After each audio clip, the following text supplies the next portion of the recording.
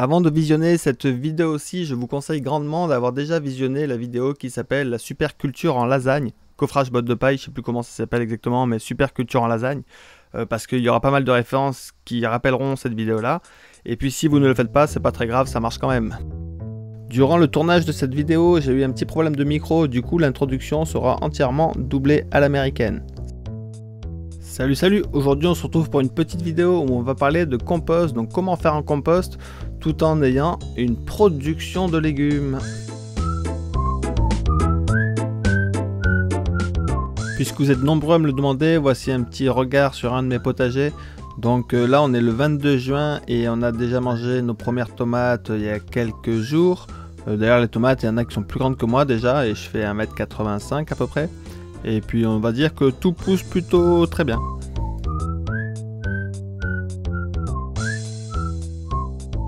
Peut-être que vous n'êtes pas convaincu par le compostage de vos épluchures, de vos légumes et tout ça, tout votre compost de cuisine. Dans cette vidéo, je vous propose en fait une solution pour utiliser tous vos déchets de cuisine entre guillemets et les composter, en faire un compost de qualité. Donc c'est parti pour cette petite explication. Pour réaliser ce compost, il va vous falloir un pot et des matières carbonées. Donc des matières carbonées, c'est soit des feuilles mortes, si vous habitez en ville, vous pouvez trouver facilement des feuilles mortes, ça peut être de la paille, ça peut être des petits bouts de bois, ça peut être, pourquoi pas, des papiers compostables. Ensuite, vous remplissez votre pot avec ces matières carbonées, donc carton, papier, bois, paille, herbes sèches, feuilles sèches. Donc un tiers de ce pot rempli avec les matières carbonées. Un des intérêts de mettre les matières carbonées au fond du pot est d'absorber en fait les jus produits par votre compost qui sont en fait de la fertilité. On va essayer de les garder le plus longtemps possible dans le pot. Donc on met de la matière carbonée au fond du pot. Ensuite on va pouvoir mettre votre compost que j'appelle moi matière azotée. Pour ceux qui ont l'habitude de regarder mes vidéos, vous reconnaissez peut-être la création d'une mini lasagne.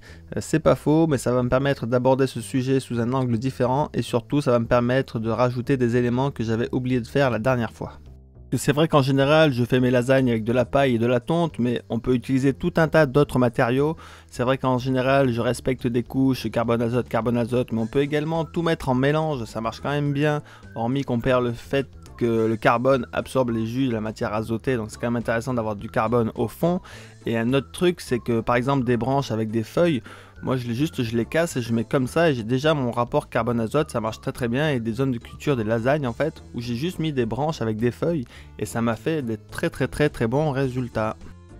Voilà, on peut refermer cette parenthèse. Donc dans notre pot, on a mis un gros tiers de matière carbonée, un petit tiers de matière azotée et maintenant on va mettre un moyen tiers de terre ou de terreau. Ça peut être vraiment de la terre ou du terreau de moyenne qualité, voire de mauvaise qualité.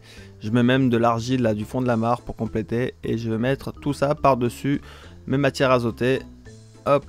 Pour que l'ensemble ne sèche pas trop, on va y mettre encore des matières carbonées sur le dessus pour les protéger de la chaleur. Et à partir de ce moment-là, on peut planter dedans et en plus d'avoir un compost qui se réalise, on va avoir des plantes qui vont extrêmement bien pousser là-dedans. En général, moi je plante immédiatement dans ces zones de culture. Par contre, je fais un mini arrosage très petit parce que si on engorge l'ensemble d'eau, ça peut monter à très haute température. Voilà, si vous voulez pas prendre de risque, vous pouvez aussi attendre 10 jours avant de planter à l'intérieur. Moi j'aime beaucoup cette façon de composter parce qu'en gros vous pouvez composter quasiment tout ce que vous voulez. Grosso modo 6 mois plus tard votre compost est prêt à être utilisé comme du compost mûr. Et en plus en attendant ces 6 mois vous allez faire pousser des légumes. Et je trouve ça vraiment très intéressant.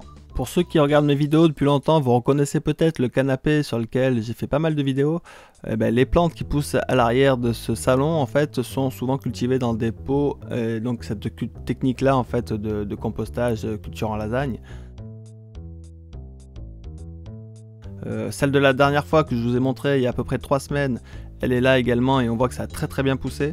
Voilà, on peut se demander pourquoi est-ce que je fais régulièrement des cultures en pot alors que j'ai du terrain. Déjà parce que tous mes terrains ne sont pas hyper fertiles, j'ai des endroits où c'est que de la roche.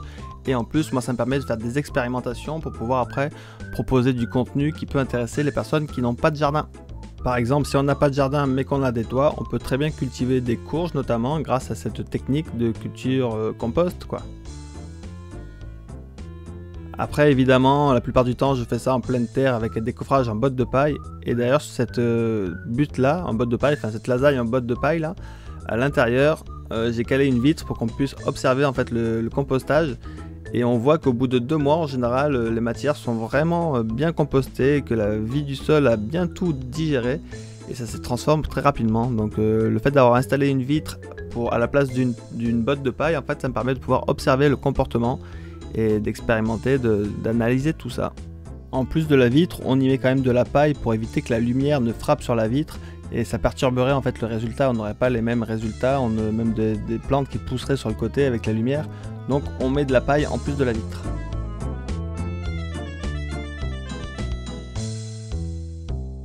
Donc voilà, dans ces bottes de paille, en fait, c'est la même technique de compostage de matière organique en lasagne. Et en général, ça marche vraiment très bien. En général, ça marche beaucoup mieux que sur les autres zones de culture. Car ça se composte très bien, ça fait de la terre fertile, c'est génial. Allez, on se fait un petit récapitulatif. Alors on prend notre pot, on remplit un gros tiers de matière carbonée, donc carton, feuilles mortes, papier. Si vous mettez du papier et du carton, attention à la qualité de celui-ci. Ensuite un petit tiers de matière azotée, compost de cuisine, tonte, herbe, ce que vous voulez. Ensuite on met un autre petit tiers, moyen tiers de terre, terreau, compost, ce que vous trouvez. Ensuite on recouvre de matière carbonée et là on a notre compost qui se met en route. On peut très bien planter là-dedans une petite plante. Et puis voilà, ça va se composter et ça va produire des légumes. Merci beaucoup d'avoir suivi cette vidéo comme d'habitude. Je remercie toutes les personnes qui me soutiennent. Je vous remercie tous et je vous dis à la semaine prochaine pour une prochaine vidéo. Allez, ciao ciao. Comme parfois, la musique de cette vidéo a été réalisée par Romain de la chaîne Majordown. Donc il fait des vidéos sur la musique, mais il fait également des vidéos, on va dire, sur ce qui entoure la permaculture et ça c'est cool. Je vous invite à aller voir sa chaîne.